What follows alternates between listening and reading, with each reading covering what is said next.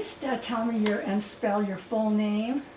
My name is Arnon Adler. The first name is Arnon. The last name is Adler. And do you have a nickname? Arnie is my nickname. What is your birth date and current age? My birth date is September 14th, 1957, and my current age is 53. Where were you born? I was born in Petach Tikva, Israel. Do you have any siblings? Yes, I have one brother. His name is Judah. And what is his birth date and where was he born? He was born in Hadera, Israel, and his birthday is February 7th, 1950. Please tell me your parents' names and their birth dates and where they were born. Sure. My mother's name is Irene Adler. Her birthday is April 20th, 1926, and she was born, and forgive my pronunciation, in Revaranyos, Hungary. My father's name is Bernard Adler. He was born October 7th, 1920, and he was born in Nagybosh, Hungary. Just briefly, if you can give me an outline of their experiences during the Holocaust. Absolutely. They were both, as Hungarian Jews. My father was taken with a few members of his family from his village of Nagybosh to the ghetto of Matryoshka sometime around Passover 1944. Not long after the Germans occupied Hungary, and he was taken, he went, I believe, with his mother, his father, and one of his younger sister. Many of the other siblings had already either escaped or I believe most of them went to work camp. And he then was taken with all of them by train to Auschwitz, deported about a month after entering the ghetto. At Auschwitz, he was separated from his, his sister was killed on the train. He lost complete sight of his mother upon entering, getting removed from the train, and separated from his selected different ways by Dr. Mengele at Auschwitz. My father was sent to life. My grandfather was, executed. And he spent about a month in Auschwitz. From there, he was sent on a transport to the concentration camp Mauthausen in Austria. He was there a few weeks, and from Mauthausen he was sent to a subcamp of Mauthausen called Ebensee, which also was in the Tyrolean Alps of Austria. That's where he spent the remainder of his imprisonment and was liberated from there by the United States Army. From there, where did he go? From there, he first went back to, after a few months, obviously he was very sick.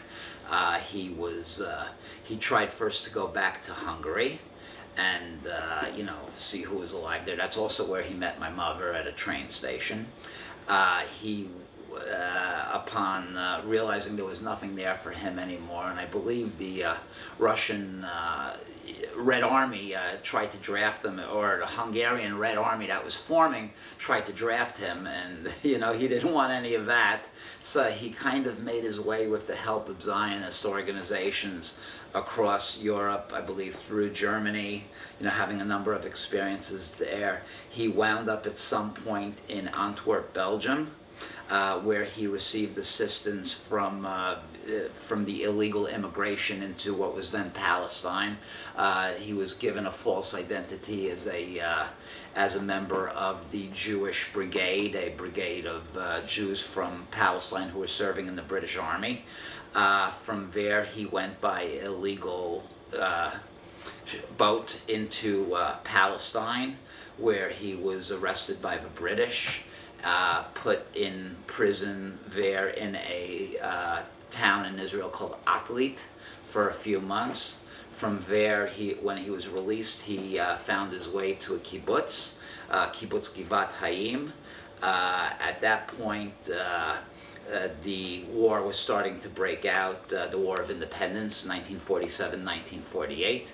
As part of the member of the kibbutz, he joined Haganah, the early Israeli Defense Force, fought against the British-led Jordanians, was injured at a Arab town called Tulkarm on the West Bank, what's now called the West Bank, and after he got better, he went back to kibbutz Givat Hayim. He was there, well, at that point, at some point there, he married my mother. Now, when did she get to Israel? She came to Israel, I believe, a little later than him. I believe, and I've never gotten the complete story, but I believe Israel was already a state. And she came in what was called a religious Hakshara, or a religious Zionist group. And they had already been corresponding. They had actually met at a train station in Hungary. She was giving out sandwiches, bread with butter, for a Zionist organization. My father at first refused to accept the sandwich from her because she had hair. And none of the Jewish girls he knew had hair. They were all shaven, all the survivors from the concentration camp. So after she convinced him that she was a Jew, he agreed to take food from her. And she found him a place to stay because he was homeless. And, you know, from that point, they saw a little of each other and started to correspond. My father was not much to look at. He was 60, 70 pounds at most, and, you know, still quite ill. She had not been deported then She from had Hungary? not been deported. I can go back when you want and tell her story a little. Right. Now, how did she manage to stay in Hungary and not be deported?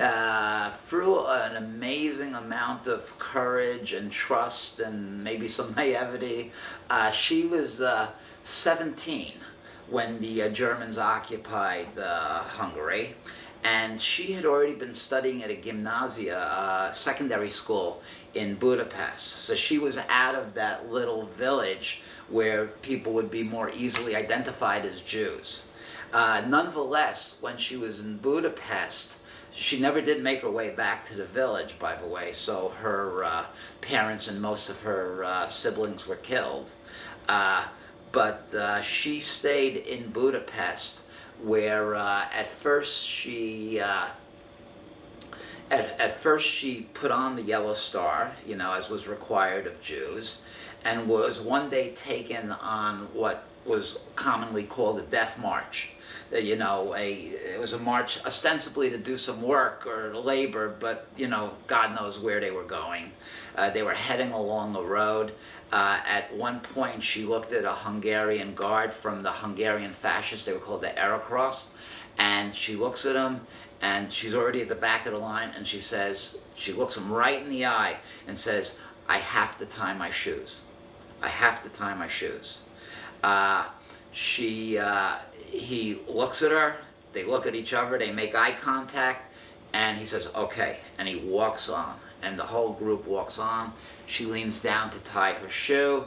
As they keep walking, she then rolls into a ditch, makes her way back to Budapest somehow, you know, I've never heard the whole thing, on her own, and winds up getting assistance from a Zionist group there who gives her illegal papers. She gets the name Biro Marta, which is a Christian name, and she winds up, of all places, and she has a lot of other near misses and stuff, like so many people, you know, and there's times where she's hungry, she meets some other women who kind of help her and take her in, these other Jews who are also in hiding, but she winds up hiding in plain sight. She takes off her yellow star, she has these forged papers, and she goes to work in a hospital serving Hungarian and German soldiers who have been injured in the war.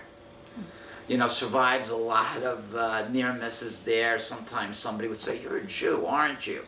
And either she would deny it or acknowledge it based on her trust of the person who was asking, often, you know, just on eye contact.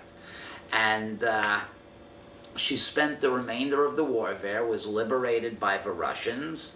That was a crazy time too. The Russians, you know, they had a, you know, like an elite force, but the there was also a rabble that would come in behind, and there was looting and raping. Somehow she was very fortunate and found some Russian Jewish soldiers who, as a 17, 18-year-old, protected her, looked after her. She rode the trains with them back to Hungary, and that's where she got, where she met my dad again. Now, when she went to Israel, do you know if it was her intention going to marry your father? It's funny because I always thought it was their intention, but there's been times where she told me that this one or that one on kibbutz really liked her, and she wasn't sure which one to marry. So even though they were corresponding, and my father was, I love you, I love you, I love you, she was still not so sure. So, but they did marry, and They did two marry. children were born. 2 children. How old were you when they came to the United States? I was a year old. So you don't remember much about Israel at all? No, nothing from that time.